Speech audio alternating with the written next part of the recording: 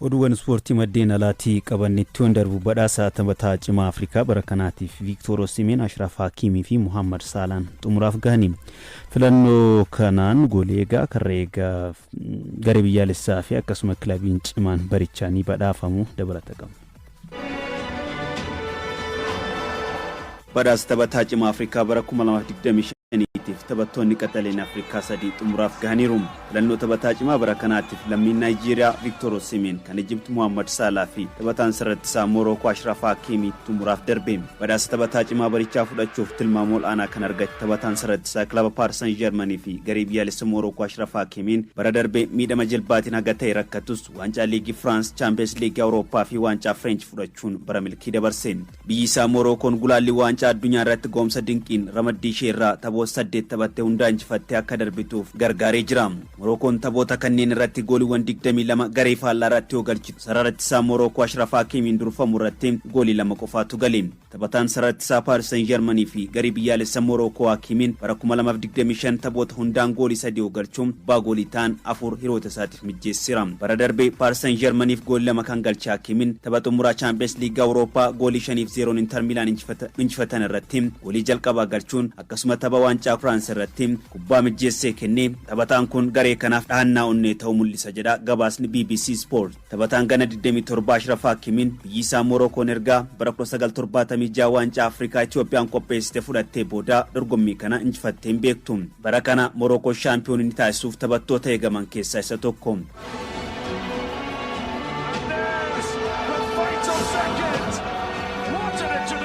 Yeroo lama taphataa cimaa Afrikaa jedhamuun kan filame lammiin Egypt Muhammad Salaan baranas yeroo sadaffaaf injifate hat-trick hojjeta jedhamee eegama. Liverpool Premier League England yeroo 20 shaampiyoonii akka ta'uuf gahee leencaa kan baate Salaan bara darbe liigichaan goolii 29 galchuun badhaasa kophee warqee injifateera. Taphataan umrii 33 Muhammad Salaan gulaalli waancaa addunyaa fi Afrikaa irratti biyya isaaf goolii 4 galchuun kubbaa goolii ta'an 2 mijjeessee jira. Bara darbe walumaa galatti gooliiwwan 34 galchuun kubbaawwan goolii ta'an 23 mijjeessee jira. Walumaa galatti gooliiwwan 57 keessaa qooda qaba. Badhaasa baranaas tilmaama injifannoo argateera. Taphataan sadaffaan badhaasa kanaaf kaadhimamaa xumuraa ta'e Victor Osimhen yoo ta'u, innis bara darbee dhuunfaadhaan yeroo dinqii dabarse. Kilaba Tarkiyyee Galatasaray taphachaa kan jiru lammiin Nigeeriyaa Victor Osimhen taphoota hundaan goolii 37 galchuun kubbaa 7 mijjeessee walumatti gooliiwwan 41 irratti hirmaateera. Victor Osimhen Galatasaray waliin waancaa 2 fudhachuun bara kanas gareen isaa tapha Champions League Awurooppaa irratti imala dinqii gochaa jiruun taphataa murteessaa ta'uun tajaajilaa jira. Konfedereeshiniin kubbaa miilaa Afrikaa CAF karreegaa cimaa, kilaba cimaa, leenjisaa cimaa fi biyya cimtuu akkasuma taphataa dargaggeessa cimaa barichaa ni badhaasa. Kubbaa miilaa Afrikaa kan hoogganu CAF roobii dhufu badhaasa kana ni kenna.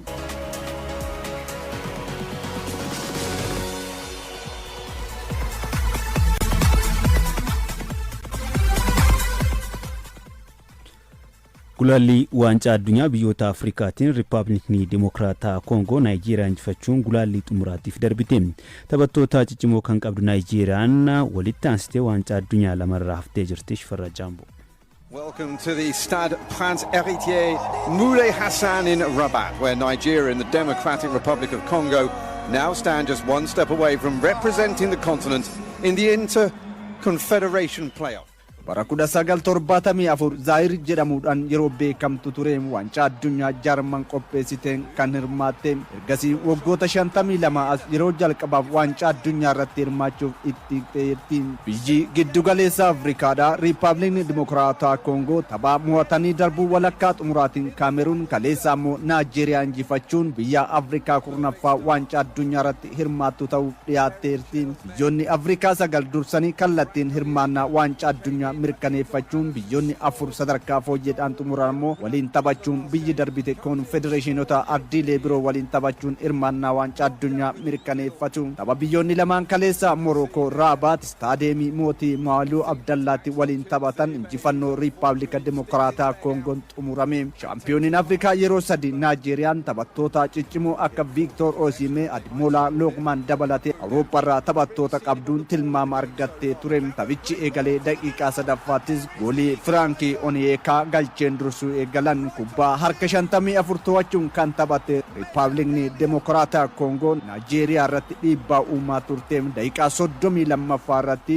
Meeschaak Iliyaa Riippaabilika Dimokiraataa Koongoof goolii galchuun wal qixxaatan taphichi goolii dabalataa osoo hin keessummeessin daqiiqaan 90 yoo xumuramu daqiiqaan dabalataa 30 keessattis biyyoonni lamaan goolii hin galchinem biyya xumuraaf darbite adda baasuuf rukuttaa peenaalitii walirratti dhiitaniin Riippaabilikni Dimokiraataa Koongoodhaa 4-3 mo'atte Afrikaa bakka bu'uun koonfedereeshinoota biroo waliin morkattiin gama Riippaabilika Dimokiraataa Koongootiin leenjisaan garichaa Sebaastaan Deezabree jijjiirraan goolii eegaa Liyoon Mipaasii baasuudhaan Timootii Biruus galchan dinqisiifannaa argateera. Jijjiiramee kan seene Timootii Biruus peenaalitii 2 deebisuun Riippaabilikni Dimokiraataa Koongoo akka darbitu gargaare. Sadarkaa fiifan baasuun Naajeeriyaan sadarkaa 19 Riippaabilika Dimokiraataa Koongoo irra caaltiin waancaa addunyaa 2 irraa akka hin hafneef leenjistoota 3 jijjiiraniiru garuu hin milkoofneef.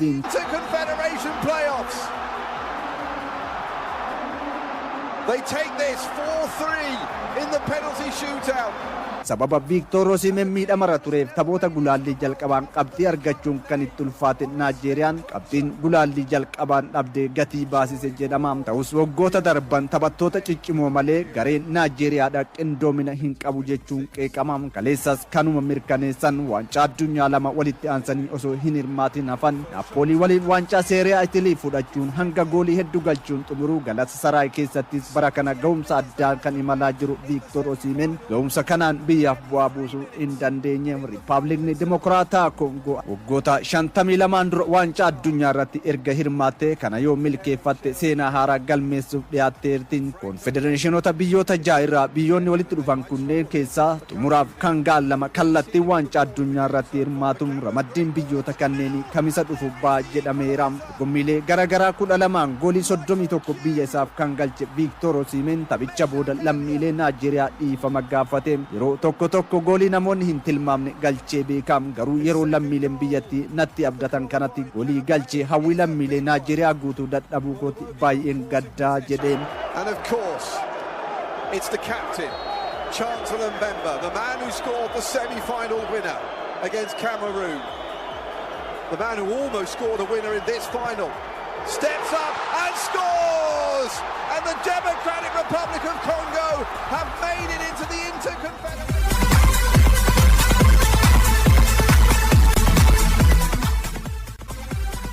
Qophii ispoortii wixataa guyyaatti kan hordofaa jirtan Poorchugaal fi Noorweey morkattoota isaanii injifachuun hirmaannaa waancaa addunyaa bara 2026 argataniiru. Taphoonni gulaallii waancaa addunyaa biyyoota ardii Awurooppaa har'aa fi boruutti itti fufanii taphatamu. Haaland's waiting in the middle again. It's reached him again. He scored again.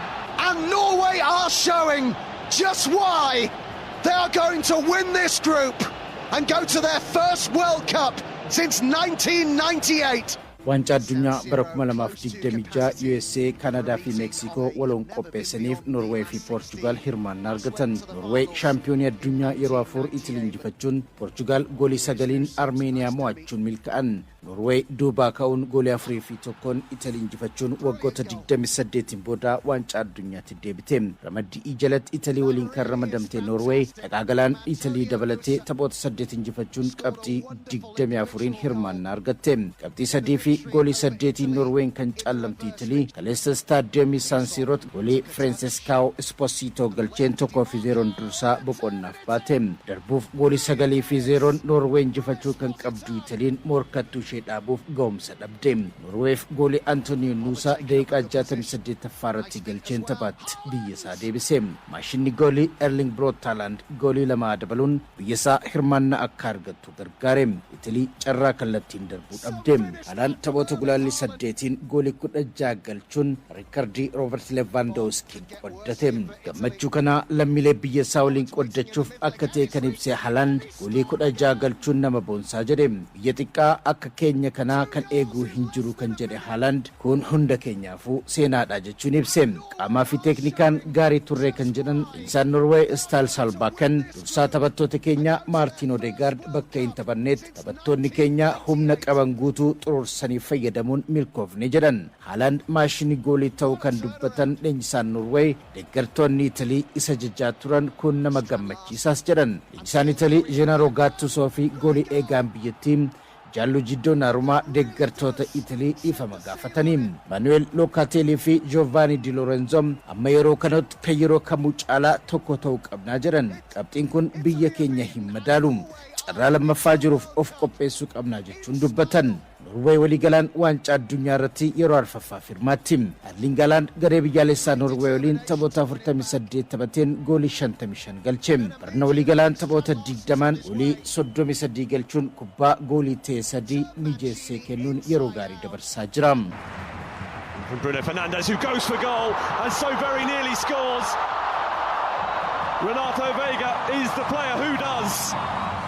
Kaleessuma Portugal taphattoonni lama tapha hat-trick irratti hojjetaniin goolii 9-1 Armeeniyaan injifachuun waancaa addunyaaf dabarte.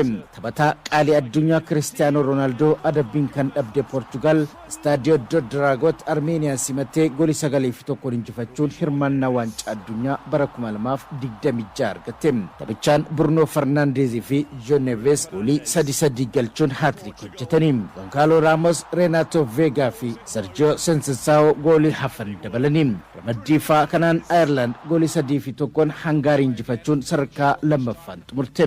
Abbaan dirree Hungary goolii Daniel Lukaasii fi Barnabas Verga galchaniin 2-1 dursaa boqonnaaf baate. Irelandiif Troy Parrott goolii 3 galchuun hat-trick hojjeten. Ireland goolii 3-2 injifattee sadarkaa lammaffaan xumuruun gulaalii lammaffaaf akka dabartu gargaare. Torbee kana Portugal irratti goolii 2 kan galche Parrott taphoota 2 irratti goolii 5 galche. Gulaalii biyyoota Awurooppaa kanaan dursitee darbu kan mirkaneeffatte France kaleessa goolii 3-1 Azerbaijan injifatte. Ramadduma kanarraa Ukraine goolii 2-0 Iceland mo'atte. Ramaddii kaarraa dursitee darbu kan mirkaneeffatte England goolii 2 Harry Kane galcheen 2-0 Albania yoo injifattu. Serbiyaanis goolii 2-1 Latviyaan injifatte. By Parrott! The Republic of Ireland looks set to do it! A hat-trick for Troy Parrott! A moment when dreams come true!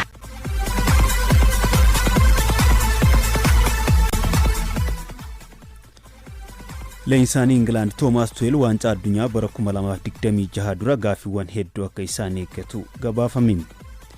Taphataan duraanii England Connor Cody garee biyyaalessa England keessatti Harry Kane taphataa biraatiin bakka buusuun baay'ee ulfaata jedhe Abbabaa Almaayyo.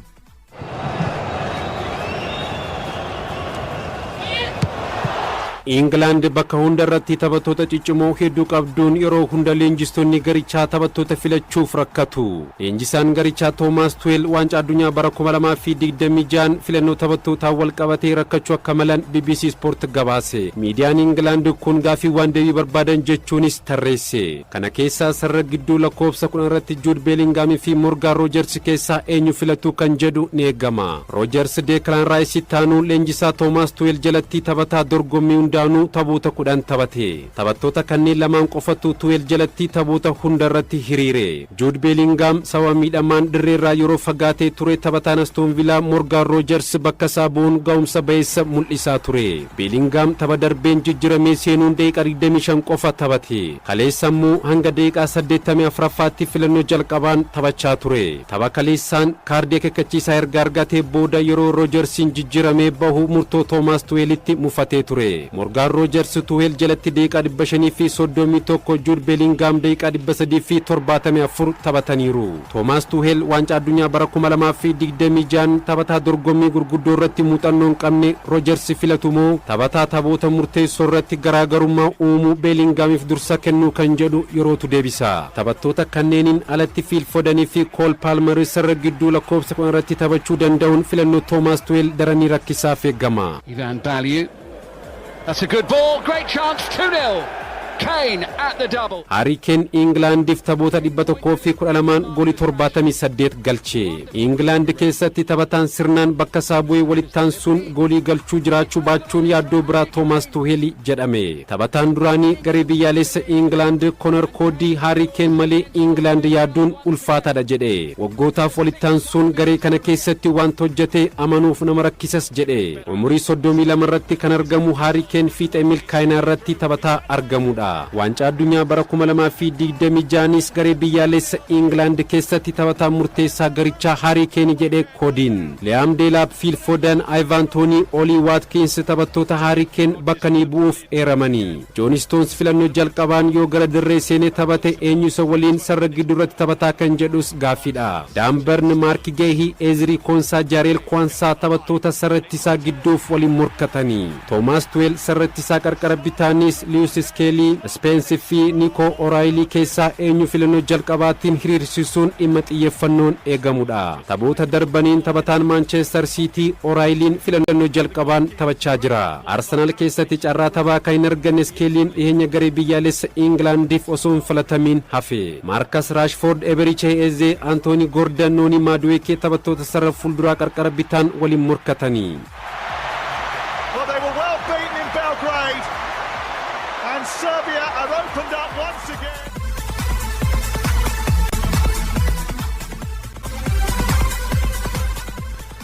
biyyattii uummataa 156 qabdu Kuraasiyaan waancaa addunyaa bara dhufu darbuuf qabdii tokko qofa eeggachaa jirti.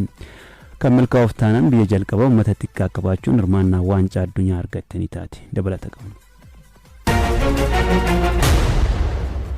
waancaa addunyaa ji'oota torbaan booda Ameerikaa, Kanaadaa fi Meksikoon waloon qopheessan irratti yeroo jalqabaatiif biyyoota 48 hirmaatamu. Waltajjii guddaa kubbaa miilaa waancaa addunyaa kana irratti hirmaachuuf biyyoonni miseensota FIFA 211 ardii jaha keessatti gulaallii geggeessaa jiru. Gulaallii Koonkaakaaf kan biyyoota kaaba giddugaleessa Ameerikaa fi Kaariibiyaan gidduutti taphatamaa jiruun biyyi xixiqqoon takka raajii hojjechuuf dhiyaattee jirti. Waancaa addunyaa kana irratti biyyoonni miseensota Koonkaakaaf 3 Kanaadaa, Meksikoo fi United States of America qopheessitoota waan ta'aniif kallattiin hirmaatu. Biyyoonni 3 dabalataa immoo ramaddii isaaniirraa tokkoffaa bahan kallattii yoo darban biyya afuraffaan takka biyyoota ardii biraa waliin taphachuun carraa darbuu ni qabdi. Kuraasiyaan biyya odola irratti argamtuu fi umrii dheeraa qabdu taatus yeroo garaagaraatti bulchiinsa Ispeenii fi dacha jalatti bulaa turuun waggaa 15 dura bara 2010 walabummaa ishee labsatte. Odolli Kuraasiyaan erga Neezerlaand jalaa bilisa baatee booda bara 2011 miseensa Federeeshinii Kubbaa Miilaa Addunyaa FIFA taate. Baay'inni uummata ishee 156,115 kan ta'e Kuraasiyaan bal'ina lafaa skeer kaarimeetirii 444 qofa qabdi. Waancaa addunyaa bara 2026 Ameerikaa, Kanaadaa fi Meksikoon waloon qopheessan irratti hirmaachuuf qabxii tokko qofa eegaa jirti. Dinagdeen biyyattii turizimii, boba'aa fi daldala irratti kan bu'uureffatu yoo ta'u, kubbaan miilaa immoo hawaasa biyyattii hunda biratti akka jaallatamu gabaasni ESPN ni akeeka.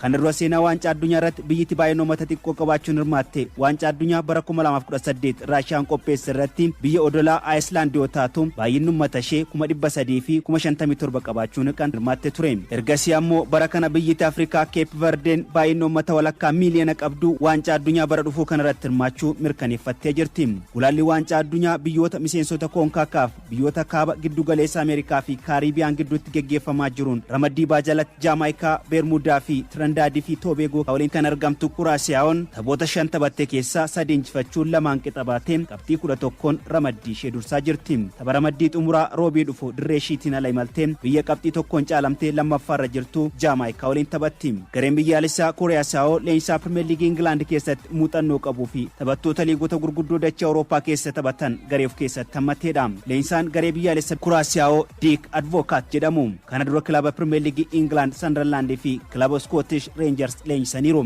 Tapha ramaddii 5ffaa dirree isaaniin ala Beermuudaa goolii 7 fi 0 injifatan irratti Borussia Dortmund keessa sarara fuuldura irratti kan taphatu Jordi Paalina akkasuma sarara gidduu irratti kilaboota England Birmingham fi Huddersfield Town akkasuma kilaba Scotland Rangersiif kan taphate amma kilaba liigii Turkii Gaziantep keessa taphachaa kan jiru Juninho Bakuna bu'aa akaadaamii kilaba Manchester United kan ta'ee fi amma kilaba Sheffield Unitediif kan taphatu Tae Chong taphattoota gooliiwwan galan keessatti hirmaatanidha. Miseensa FIFA erga taatee reefu waggaa 14 kan guutte Kurisaa'oon yeroo jalqabaatiif waancaa addunyaatiif darbuu fi dhiisuu ishee mirkaneeffachuuf tapha roobii dhufu Jaamaayikaa waliin taphattu eeggachaa jirti. And Curacao are only beginning to dream.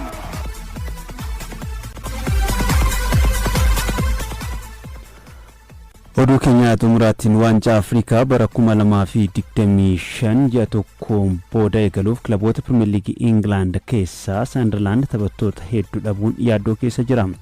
Akka xiinxalli Goal.com baasetti yoo ta'e Manchester United fi Liverpool kilaboota adda durummaan miidhamuu danda'an keessatti heeramu. Abdurrahman Amin. Dalona goes on the shot and boom!